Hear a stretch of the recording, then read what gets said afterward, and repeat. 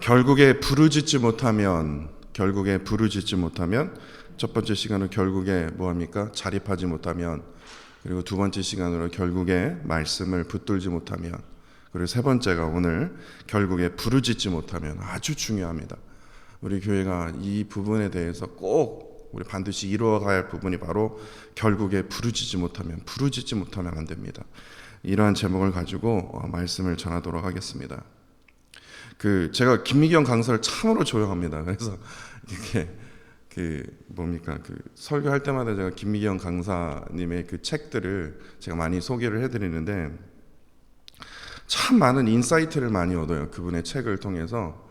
근데 제가 참으로 개인적으로 되게 좋아하는데 이 김미경의 그 인생 미답이라는 책에서 참 많은 걸 배웠습니다. 근데 그 중에 제가 지금도 기억이 나는 것이 그 김미경 강사가 10명의 엄마들과 이야기를 나누면서 김미경 강사가 이런 얘기를 했대요. 애들 키우면 애가 엄마의 스승이 된다. 응? 뭔 소리야? 엄마가 애의 스승이 돼야지. 근데 애가 엄마의 스승이 된대요. 그러면서 엄마들에게 묻는 질문이 도대체 뭘 가르쳐 주길래 애가 스승이 됩니까? 도대체 애가 뭘 보여주길래 우리가 애들의 스승이 애가 우리의 스승이 될까요? 라고 이제 물었어요. 그랬더니 서로 이렇게 막 이제 논의를 하면서 내린 결론이 이거예요. 진짜 엄마가 되지 않으면 절대 겪을 수 없는 일들을 다채롭게 애들을 통해서 겪게 되기 때문에 이 아이라는 존재 자체가 우리를 가르쳐 줄 수밖에 없는 것이다 라는 결론을 그 엄마들이 내렸다고 합니다. 그러면 그렇다면 아이의 가장 많이 배우는 게 또 무엇입니까? 라고 구체적으로 물었더니 많은 엄마들이 공통적으로 이런 말을 했다고 해요. 내려놓는 걸 배웠습니다. 내려놓는 걸요. 우리가 흔히 내려놓는다 라는 것을 우리가 그냥 포기했습니다. 근데 이게 아니에요. 내려놓는 것과 포기는요 정말 다른 것입니다. 내려놓는 것은요 정신이 완전히 헷가닥했을 때 내려놓는 게 아니에요.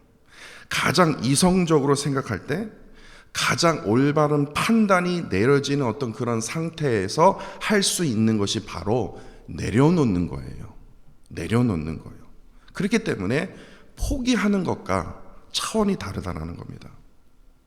우리가 두 손으로 들 수 있는 그 무게를 우리가 이렇게 들어 있어야 하는데 때로는요 우리가 인생을 살면서 이 두 손으로 이 넘치는 그 무게를 어떻게 합니까? 조금 이렇게 힘들어할 때가 있지 않습니까?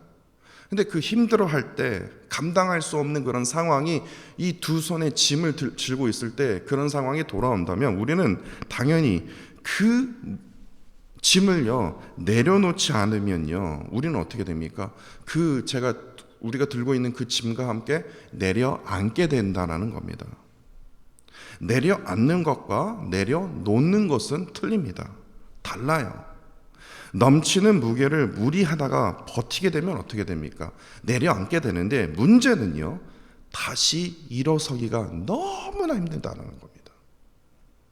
회복 불능이 될 수가 있어요. 똥꼬지 부리다가요 큰일 납니다. 큰일 나요. 그런데요 내려놓을 때는요 내가 다시 회복할 수 있는 그 시간이 빨라요. 내려놓을 때는요 그럼 빈손에 뭐하고 있습니까? 다시 다른 걸 들어야죠. 회복할 수 있는 찬스가 있다는 겁니다. 이것을 영적인 의미로 본다면요 세상에 수고하고 무거운 짐 진 자들에게 예수님이 이런 말씀을 우리에게 하셨어요. 마태복음 11장 28절에 보시면요 수고하고 무거운 짐 진 자들아 다 내게로 오라. 내가 너희를 어떻게 합니까? 쉬게 하리라. 아니 예수님 어떻게 예수님께서 우리의 무거운 짐 인생의 무거운 짐을 어떻게 쉬게 하십니까? 왜냐? 예수님께서 우리를 위해서 어떻게 합니까? 대신 져주시기 때문에 그 무거운 짐을 대신 져주시기 때문에 이것이 가능한 것이에요.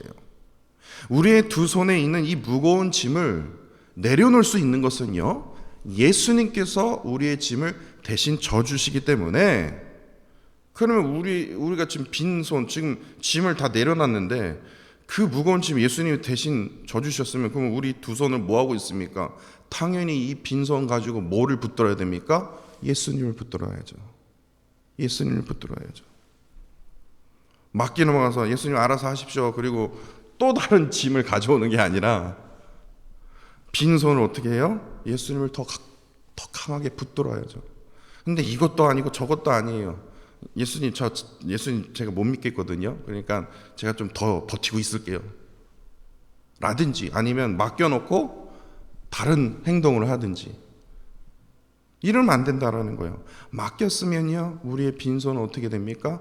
예수 그리스도를 붙들어야 된다는 겁니다. 그런데 문제가 있어요.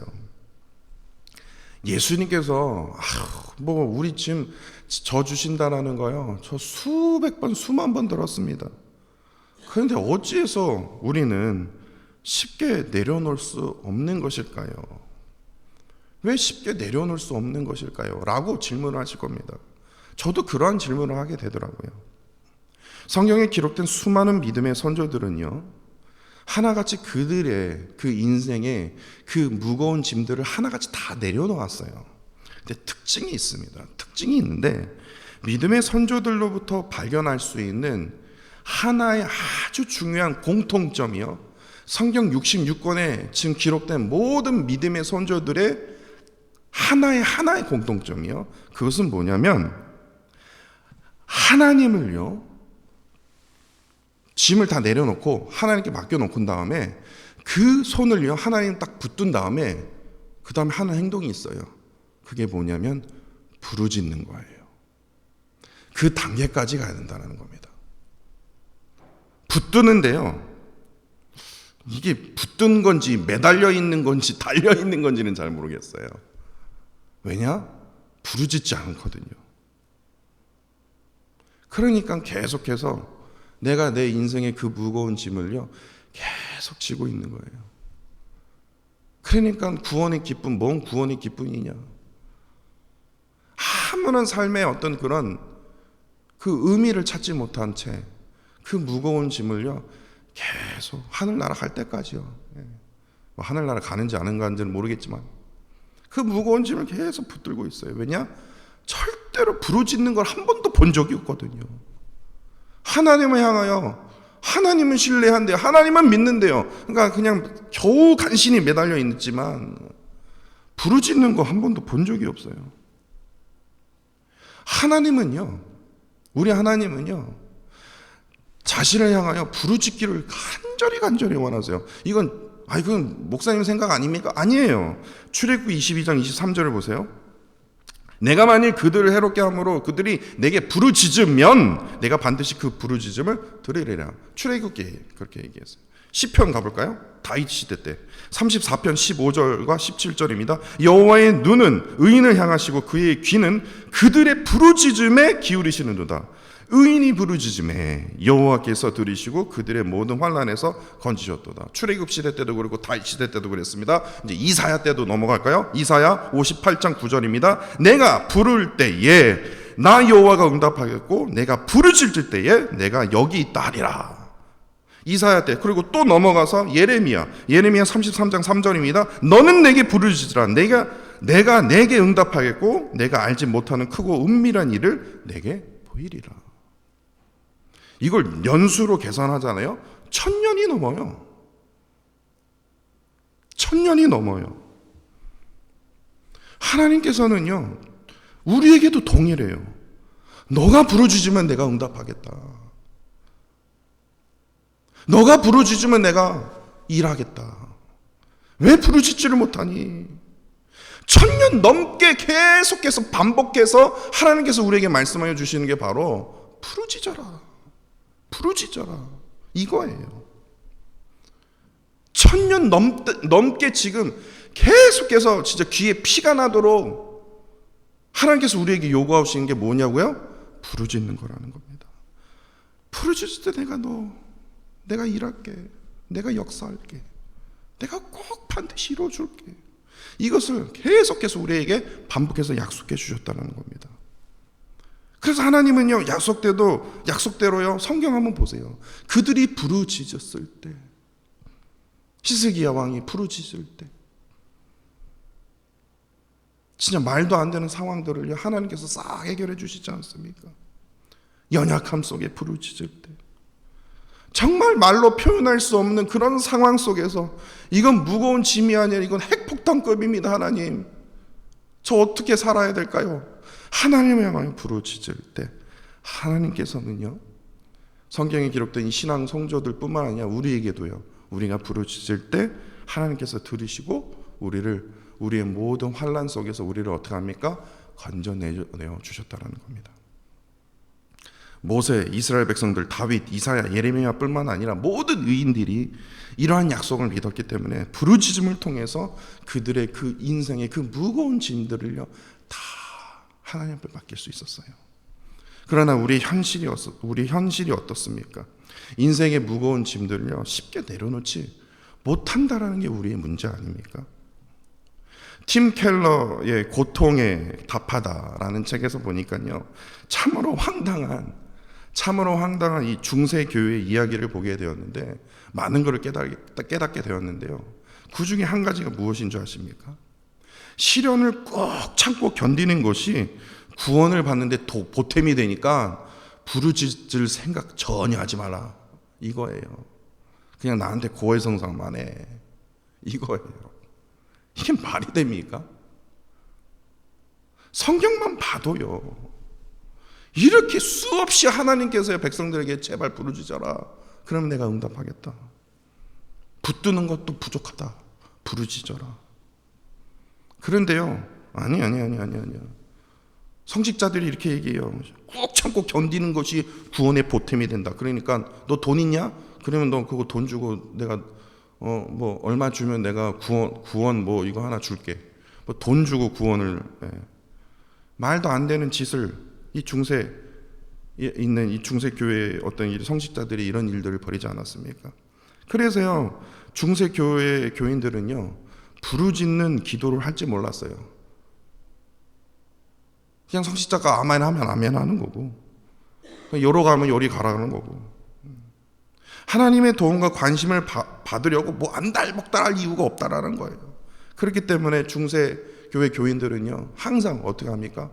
세상의 무거운 짐들을 지면서 살 수밖에 없어요. 그러자 어떤 일이 벌어집니까? 이게 중요해요. 중세 교회가요, 교회 역사상 가장 타락하고 부패하는 교회가 되어버리고 말았다라는 겁니다. 특히 성직자들의 이 타락은 이루 말할 수가 없어요. 지금 역사에 기록된 것뿐만 아니라 그보다 더한 것들이 있어요. 말은 안 하는 것뿐이죠. 왜냐? 부르짖음이 없었기 때문에. 부르짖음이 없는 교회가 특징이 있어요. 뭐를 최고로 여기냐? 부와 권세를 최고로 여기는 그런 타락한 길로 걷게 된다는 겁니다. 그런데요, 중세교회 얘기할 그 이유도 없습니다. 자격도 없어요. 왜냐? 지금의 교회가 중세교회와 비슷하다는 겁니다. 부, 권위, 권세, 이게 최고예요. 큰 교회를 한번 가보십시오. 중세교회보다 더 업그레이드 됐어요. 왜냐? 하나님을 향한 부르짖음이 없어요. 하나님을 향한, 목사를 향한 영광의 부르짖음이 있어도요 하나님을 향한 부르짖음이 없어요. 사라져버렸다라는 겁니다. 이런 참으로 안타까운 우리의 현실 속에 있어요. 그러니까 대한민국이 둘로 딱 나눠지지 않았습니까? 북한과 남한이 나눠지는 것도 가슴 아파 죽겠는데 그 와중에서 남한이 또 나눠져 있어요. 또 왜냐? 교회가 부르짖지 않기 때문에요. 이러한 의미에서 오늘 본문을 한번 보십시오. 하나님을 향한 이 부르짖음이 얼마나 귀하고 소중한 우리의 그 신앙의 훈련인지를 오늘 본문 말씀을 통해서 깨닫게 되는데, 오늘 본문 말씀은 다윗의 간절한 고백이 담겨져 있습니다. 결국에 하나님을 향한 이 부르짖음은요, 우리가 계속 시편 1편, 2편, 3편 계속 살펴보고 있는데, 이 복이는 의인으로 세워진 아주 중요한 그 신앙의 핵심 중에 하나가 바로 이 부르짖음입니다. 부르짖음이요. 오늘 본문의 이 표제어, 제가 시편을 읽을 때 꼭 표제어를 보라고 제가 말씀드리지 않았습니까? 근데 어느 순간에 이 시를 썼습니까? 다윗이요, 그의 아들 압살롬을 피할 때 지었던 시입니다. 그러니까 엄청나게 처절한 그 순간, 정말 자기는 죽고 싶을 그 심정이었을 겁니다. 압살롬을 피할 때 그 사건이 그 사무엘하 15장부터 19장까지 있습니다. 뭐 재미있는 이야기는 아니지만요, 참으로 가슴 아픈 이야기가 거기 사무엘하 15장부터 19장까지 담겨져 있어요. 다윗의 아들 압살롬이요, 다윗을 향해서 이제 반역을 일으키는데, 더 황당한 것이요, 뭐 이스라엘 백성도 힘 있는 쪽으로 이제 몰리게 되는 것처럼요, 이제 이 이스라엘 백성들의 민심이요, 다윗 왕에게서 점점 더 떠나가 버립니다. 사무엘하 15장 12절을 보니까요, 반역하는 일이 커가매 압살롬에게로 돌아오는 백성이 많아지니라. 이제 압살롬을 뭐합니까? 지지하는 세력들이 점점 더 많아지는 거예요. 다윗 왕은 이처럼 백성의 이 민심이 잃어버렸기 때문에 그 곁에 사람들이 하나 둘씩 다 떠나버리는 그런 순간이었습니다. 다윗은요, 백성들의 민심을 잃어버린 채 특히요, 다윗이 제일 고통스러운 게 무엇이었냐면 이 배신의 아픔이요. 배신의 이 아픔에 몸부림치면서요, 특히 오늘 본문 말씀의 그 고백이 터져 나온 것입니다. 사람이요, 겪는 고통 중에 뭐 아이를 낳는 고통도 제일 크지만요, 그래도 그보다 더 큰 고통이 바로 이 배신감으로부터 오는 고통이라고 말합니다. 왜냐? 배신감은요, 누구한테 오냐면요, 그냥 생판 모르는 사람한테 나 배신했으면 별로 아프지도 않아요. 이게 뭐 배신이야? 그럴 수도 있지, 이해할 수 있는데, 배신감은요, 항상 내가 정말 믿었던 사람이요, 아니면 내가 진짜 사랑했던 사람이요, 딱 두 가지예요. 그런 사람으로부터 오기 때문에 이 배신감으로부터 오는 아픔은요, 평생 잊을 수가 없어요. 다시 이게 해결된다 하더라도요, 이게 상처나면 이게 흉터가 났듯이요, 이 배신감의 흉터는 영원합니다. 분명히 이 배신한 사람은 적이에요, 원수예요. 그런데 그 원수 때문에 미워해야 되고 증오해야 되는데, 이상하게도요, 쉽게 미워할 수가 없어요. 저주할 수가 없어요. 분명히 적이거든요, 원수거든요, 왼수거든요. 근데 미워할 수가 없는 거예요. 왜냐? 왜 그렇습니까? 오랫동안 믿어왔거든요. 오랫동안 사랑해왔던 사람이었거든요. 근데 어떻게 하루아침에 쉽게 미워할 수 있습니까? 어떻게 하루아침에 그 사람을요, 쉽게 원수로 만들 수 있냐고요. 그렇기 때문에 이로부터 오는 이 배신감의 아픔은요, 그 아픔, 어떤 아픔보다 더 클 수밖에 없다라는 겁니다. 바로 다윗이 바로 이런 상황에 처해 있었다라는 겁니다. 자신의 아들 압살롬뿐만 아니라 자신을 믿고 따랐던 충신 누굽니까? 아히도벨이요. 자신을 대항하는 적이 되어버리는 겁니다. 근데 이 아히도벨이요, 아주 그냥 뒤통수를 치고 싶을 만큼 아주 이상한 계략을 꾸미는 게 제가 어이가 없더라고요. 사무엘하 16장 21절에 보시면 아히도벨이 압살롬에게 이렇게 말합니다. 아히도벨이 압살롬에게 이르되 왕의 아버지가 다윗 왕이 남겨두어 왕궁을 지키게 한 후궁들이 많거든요. 그 후궁들과 동침하소서. 그렇게 되면 왕께서 왕의 아버지가 미워하는 바 됨을 온 이스라엘이 들으리니 왕과 함께 있는 모든 사람의 힘이 더욱 강하여질 것입니다. 야, 다윗이 그걸 들었을 때 혈압 올라서 쓰러졌을 거예요. 야, 아히도벨이 이런 말을 했다고? 이처럼 이 아히도벨은요, 압살롬과 함께 반란을 일으키기까지, 이러한 사건이 일어나기까지 사실은 그 원인이 다윗이었습니다. 다윗이 우리아의 아내 밧세바를 범행하면서 다윗의 이 죄로부터 나단 선지자로 하여금 예언된 하나님의 심판으로부터 시작된 것이었어요. 다윗의 그 큰 아들 암논이요, 이복 동생 다말을 강간하게 되지 않습니까? 그래서 강간당하는 그 다말 때문에 열받아서 압살롬이 암논을 죽이게 됩니다. 설상가상으로 그 압살롬이 또 다시 반역을 일으킨 거예요. 아버지를 향해서 칼을 꽂은 거예요. 다윗은 1절과 2절에서요, 이렇게 고백하지 않습니까? 자신을 조롱하고 비웃는 자들, 자신을 대적하는 자들, 자신을 치려고 하는 자들이 너무나 많습니다. 한결같이 그들의 입에서는 너 이제 끝났다, 에휴, 뭐하러 사냐? 그냥 가서 죽어라. 이제는 하나님의 구원이 너에게 이제 떠났다. 계속해서 절망 속에 이어지는 그 아픔 속에 다윗 왕이 지금 처해 있음을 1절과 2절에서 우리가 알 수 있어요. 그렇기 때문에 1절과 2절을요 좀 더 심하게 얘기하자면요, 너 왜 사냐? 그냥 죽어라, 이거예요. 왜냐? 너가 무슨 희망이 보이냐? 아이고, 자존심 상하다. 나는 무슨 살아갈 수 있는 능력이나 되냐? 이제 끝난 거 아니냐? 이거예요. 지금 사탄 마귀는 지금 다윗에게 지금 계속 그렇게 공격하고 있다니까요.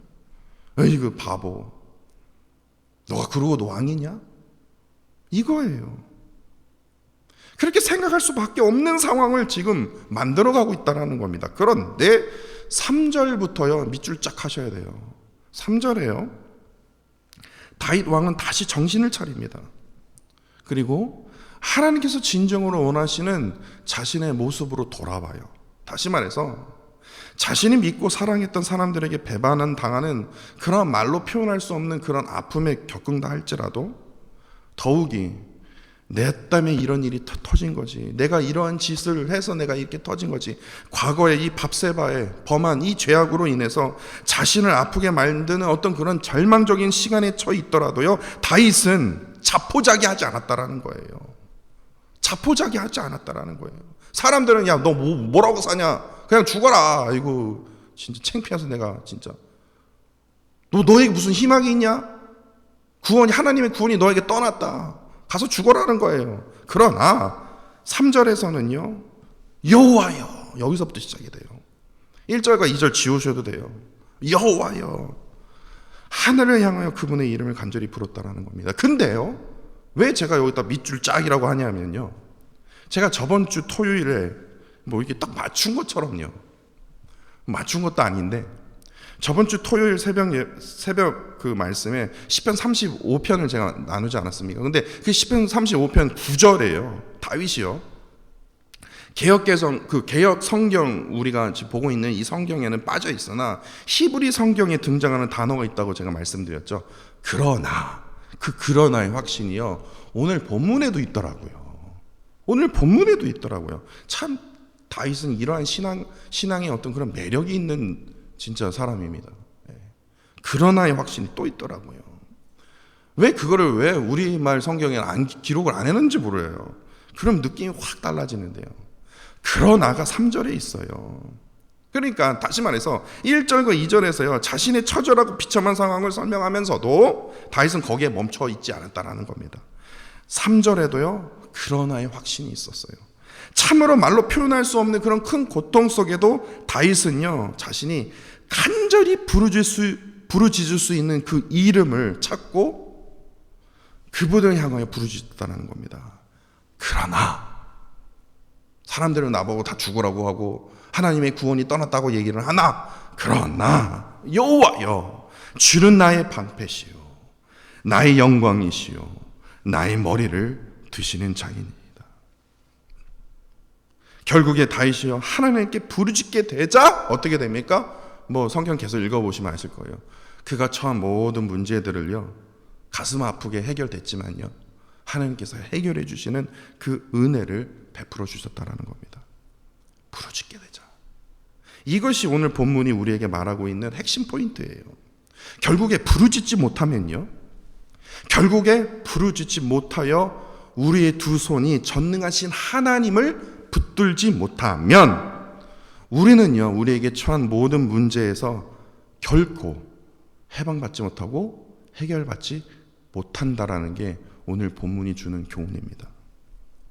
다윗이 경험했던 배신감의 그 큰 아픔 속에서 벗어나지 못한 채 참된 자유를 누리지 못하는 이유는 바로 하나님을 향하여 부르짖지 않았기 때문에 그래요. 그러나 다윗은 그것을 알았기에 하나님을 향하여 부르짖었다라는 겁니다. 사도행전 2장 21절입니다. 누구든지 주의 이름을 부르짖는 자는 뭐합니까? 뭐를 받아요? 구원을 받으리라. 계속해서 반복하시지 않습니까? 이것이 하나님께서요 세상 사람들이 아니라 세상 사람들 몸 부르짖어, 뭔 소리야, 그렇게 얘기하겠지만 믿는 사람이라면요, 믿는 사람만 할 수 있는 거예요. 믿는 사람에게 뭐예요? 주시는 하나님의 특권입니다. 하나님의 이름을 부르면 뭐 부르짖지도 말라, 그냥 불러라, 이거예요. 하도 부르짖지 않으니까 그럼 왜 여기 누구든지 주의 이름을 부르짖는 자는 이렇게 얘기하지, 왜 부르는 자는 이렇게 얘기할까? 생각해 보니까 얼마나 부르짖지 않았으면 하나님이 그래 이제는 부르짖지 마라, 그냥 불러라, 불러라, 그럼 내가 응답해 줄게, 이거예요. 부르면 하나님께서 반드시 구원을 베풀어 주신다는 겁니다. 이렇게요. 하나님, 이거예요. 하나님, 이거예요. 그럼 역사하신다니까요. 하나님. 그렇다면 하나님의 이름을 부를 때 어떠한 일들이 이제 벌어지는지 이게 궁금하지 않습니까? 좀 더 깊이 나가야죠. 어떠한 일이 벌어지는지 다윗이 이제 세 가지를 이제 얘기하고 있어요. 첫 번째가 아까 앞서 말씀드렸듯이요, 3절에요, 방패 대신 하나님께서 나를 지켜주신다는 거예요. 그리고 두 번째로 우리의 영광이 드러나도록 야, 너 가서 죽어라, 이거잖아요. 근데 다윗의 영광, 그 전에 누렸던 그 영광이 드러나도록 자기의 머리를 들으신대요. 그러니까 지금 이렇게 고개 숙이고 지금 있을 거 아닙니까? 좌절 속에 있지 않습니까? 근데 하나님께서요, 두 손으로 그 다윗의 머리를 어떻게 해요? 직접 들어 올려주신다는 거예요. 야, 힘내라, 이거 아무것도 아니다, 힘내라. 다시 말해서 놀라운 힘과 용기를 나에게 허락하여 주셨다는 겁니다. 이를 통해서 어떻게 해요? 어려운 상황을 헤쳐나가도록 인도하여 주신다는 겁니다. 두 번째, 6절에서는요, 두려움 속에서요 자유하게 돼요. 두려움 속에서요. 다윗이 이렇게 말하지 않습니까? 1000만인이 나를 둘러 에워쓴다 할지라도, 1000명이 나를 죽이려고 칼을 들고 쫓아온다 할지라도 나는 절대로 두려워하지 않는다라는 거예요. 왜 그렇습니까? 내 안에 두려움이 없는 이유는 무엇입니까? 어떤 이유입니까? 하나님이 나와 함께 하시기 때문에. 하나님이 나와 함께 하시면요, 두려워할 수가 없어요. 내가 두려워하는 이유는 무엇입니까? 내 안에 하나님이 없기 때문에 그래요. 왜냐? 그게 무슨 말이냐? 확신이 없기 때문에. 1000만인의 적이 중요한 게 아니에요. 하나님이 내 안에 있는가 없는가, 존재 여부가 더 중요하다는 겁니다. 그런데 우리의 눈은요, 항상 1000만인을 향하여 있지 않습니까? 문제를 향하여 있지 않습니까? 내 안에 하나님만 존재하면요, 두려워할 이유가 없다라는 겁니다. 5절입니다. 하나님께서 나를 붙들 때, 하늘로 내려오는 뭡니까? 하나님께서 나를 붙들 때 어떻게 나옵니까? 어떤 현상이 벌어집니까? 하늘 위로부터 내려오는 평강이 우리를 감싸주기 때문에, 나를 감싸주기 때문에 두려움에서 참된 자유를 누릴 수 있어요. 그리고 세 번째는요, 7절입니다. 하나님께서 직접 싸워주신다는 겁니다. 내가 싸울 필요 없어요. 다윗은요, 하나님께서 자신의 원수의 뺨을 치신대요. 그리고 악인의 이를 꺾어버리신다는 겁니다. 왜냐? 전쟁에 능하신 하나님께 전적으로 맡기는 그런 다윗의 이 믿음을 오늘 보게 되지 않습니까? 우리의 영적 싸움은요, 우리의 싸움이 아닙니다. 하나님의 싸움입니다. 하나님의 싸움이에요. 내가 싸우려고 하지 마십시오. 싸워서 저 이겼거든요. 그래서 자유하십니까? 속 후련하십니까? 후련하지 못하거든요. 근데 거의 대부분 져요. 이긴 것 같아도 져요. 그러나 하나님께서 싸우시잖아요. 그러면 마음에 평안이 와요. 우리는 단지요, 그냥 하나님 앞에 겸손히 내려놓고, 그럼 빈손을 어떻게 해야 됩니까? 하나님을 붙들어야죠. 붙들고 어떻게 됩니까? 부르짖으면 끝납니다. 아니요, 부르짖지 마십시오. 그냥 부르십시오. 사도행전부터 부르라고 했으니까요. 간단해요. 지난 3일 동안요, 하나님께서 시편 1편, 2편, 3편 말씀을 통해서 결국에 자립하지 못하면, 결국에 하나님의 말씀을 붙들지 못하면, 결국에 하나님을 향하여 뭐합니까? 부르짖지 못하면 복이는 의인으로서 어떠한 하나님의 능력을 나타내지 못할 것임을 우리가 말씀을 통해서 3일 동안 우리가 깊이 깨닫게 되었습니다. 저는 특별히 여러분들 이거 꼭 기억하십시오. 어차피 이거 유튜브에 기록될 거니까요. 2023년은요, 어느 해보다요, 여러분들이 느끼시지 못할 일들이 벌어질 겁니다. 이게 뭔 무당 같은 소리야. 지금 루이빌 지역으로 켄터키 지역으로 한국 사람이 많이 몰려올 것입니다. 그럴 기회가 지금 하나님께서 우리에게 주셨어요. 그렇기 때문에 저는요, 2023년이요, 저는 아주 중요한 해라고 생각이 듭니다. 하나님께서 우리 루이빌 교회를 향해서 너무나 좋은 기회를 지금 주고 계세요. 그런데 문제는요, 전 그래서 두려워요. 그 기회를 놓칠까 봐요. 왜냐? 자립하지 못하면요, 말씀을 붙들지 못하는 교회라면요, 부르짖지 않는 교회라면요, 우리 교회 올 이유가 없어요. 안 와요. 왜 옵니까? 다른 교회 가면 되지. 그래요. 기회는 반드시 옵니다. 그게 내년일지 내후년일지 몰라. 하여튼 기회는 반드시 와요. 그렇지만 저는 2023년이 그런 좋은 기회라고 생각합니다. 솔직히요, 이게 될까? 두려운 마음이 있어요. 이게 되겠어? 이게 솔직한 저의 마음이에요. 너무 솔직해서 탈이죠. 이걸 좀 숨겨야 되는데. 의심이 되는 건 사실이에요. 그러나 첫 번째 날이요, 첫 번째 날에 딱 앉아서 이 자리에 앉아서요, 기도를 하는데 아마 들으셨을 거예요. 권사님 들으셨을 거예요. 저 진짜 딱 한마디밖에 안 했어요. 하나님, 하나님. 저도 부르짖었어요. 하나님. 다른 거 얘기 안 했어요. 2023년이 얼마나 중요합니까? 하나님 우리에게 뭐뭐를 주시고 뭐뭐를 주시고 뭐뭐를 주시고. 아니요. 하나님, 하나님. 저 이렇게 의심이 왔는데 하나님 어쩔 겁니까? 이거 해봤자 아무 소용이 없는 것 같은데 이거 그냥 저 혼자 그냥 막 안땅복땅 하는 거 아닐까요? 이렇게 떠들고 나서 하나님이 아무런 응답이 없으면 이거 저만 이상한 사람 되는 거 아닙니까? 하나님. 그런데요, 갑자기요, 제 머릿속에 2023년 표를 하나님께서 주셨습니다. 자립하며 붙들며 부르짖는 교회. 이게 2023년 표입니다.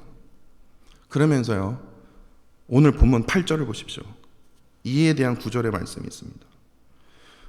구원이 여호와께 있사오니. 구원이 여호와께 있음을 믿는 사람은요, 뭐예요? 주의 복이 우리에게 내려질 수밖에 없어요.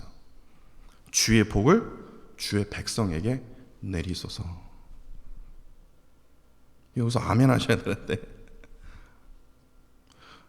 좀 기회를 우리가 잡으면 안 됩니까? 기회를 잡으면 안 됩니까? 잡자고요. 진짜 그래요. 제가 어제도요, 참으로 죄송한 표현이지만요, 진짜 죄송합니다. 이 모양 이 꼴이라는 말을 해서요. 저는요, 이 모양 이 꼴로 전 내년에도 하고 싶지 않아요. 진짜 그래요. 저는 영적으로 얘기하는 겁니다. 영적인 우리의 모습이 이 모양 이 꼴이라면요, 제발 부탁드리지만요, 저보고 그만두라고 하세요. 저 너무 힘들어요. 또 내려놓고 싶어요. 그러한 심정입니다. 저 지금 편안하게 목하기 위해서, 편안하게 뭐 하기 위해서 한 거 아니에요. 너무나 힘들어요. 너무나 지쳐요. 근데 이 모양 이 꼴의 어떤 그런 영적인 모습이요, 똑같이 이루어지면요, 저는 답답해 미치고 팔딱팔딱 뛸 것 같아요. 왜 그러냐? 다른 교회는 지금 부흥하고 성도들이 막 몰려가고 있는데 우리 교회는요, 죄송합니다, 이 모양 이 꼴의 영적인 모습을 보여주잖아요. 저는요, 여기서 제가 미쳐버릴 것 같아요. 그렇지 않습니까? 여러분들도 그렇게 안 느낄까요? 저만 그렇습니까? 저만 이상한 사람입니까? 구원이 여호와께 있사오니 주의 백성에게 복을 내려주옵소서. 이러한 간절한 마음으로 우리가 지금 이 자리, 이 순간에 우리가 지금 있는 거 아닙니까? 왜 우리가 이거를 합니까? 제가 그래요. 저는 그 기회를 놓칠까 봐요. 두려워요. 아니요. 저 마음속에는 의심이 있어요. 될까? 그런데 하나님이 계속해서요. 의심하는 저에게요. 전 도마죠. 계속 책망하시면서. 저희가 그래요. 자립하며 붙들며 부르짖는 교회가 될 때 그 구원이 여호와 하나님께 있음을 믿고 구할 때 내가 반드시 복을 내리리라. 복을 내리리라. 저에게 그러한 은혜를 주셨어요. 사랑하는 성도 여러분, 간절히 부탁드립니다. 이 모양 이 꼴의 영적인 모습에서 벗어나야 됩니다. 저 새로운 거 시도 안 할 겁니다. 남성교회, 여성교회요, 구역예배, 징교. 지금 우리 교회가 해야 될 게 너무나 많아요. 근데 저 안 할 거예요. 내년에도요. 여러분들이 나서지 않으면 저 안 할 거예요. 저는 딱 말씀, 새벽 예배 그거에 올인할 겁니다. 다른 거요? 뭐 해도 되고 안 할 거면 저 아예 안 할 거예요. 선교요? 안 할 거예요. 말씀이 없는데 뭔 선교를 합니까? 전 그런 심정이에요. 가장 기본적인 거요. 자립하지 못하고요. 붙들지 못하고요. 부르짖지 못하면요. 이거는 끝난 거예요. 2023년은요. 저는 또다시 이 일을 악물고 저는 또 시작할 겁니다. 근데 만약에 이러한 현상이 또 벌어진다?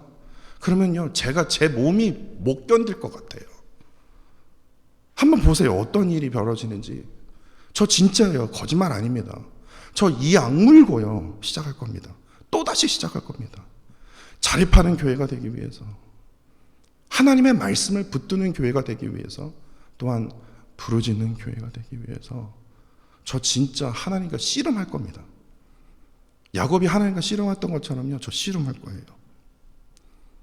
구원이 여호와께 있지 않습니까? 하나님, 그 복을 하나님, 우리 모든 우리 루이빌 교회 성도님의 가정 속에 임하여 주옵소서. 임하여 주옵소서. 구원의 복이 오직 전능하신 하나님께 있음을 깊이 깨닫는 자만이요 영적으로 자립할 수 있고 말씀을 붙들 수 있고 하나님을 향하여 뭐합니까? 부르짖을 수 있는 겁니다. 이제 3개월도 남지 않았더라고요. 목사님 벌써부터 무슨 2023년을 말합니까? 진짜 만약 그렇게 얘기하면요 저 답이 없어요. 대기업은요 벌써 앞으로 5년 10년을 바라봐요. 세상 기업도요 앞으로 10년 5년 10년을 바라보는데 왜 하나님의 교회는요 왜 앞을 바라보지 못할까라는 안타까움 때문에 그래요. 3개월도 남지 않았습니다. 3개월이요 금방 갑니다.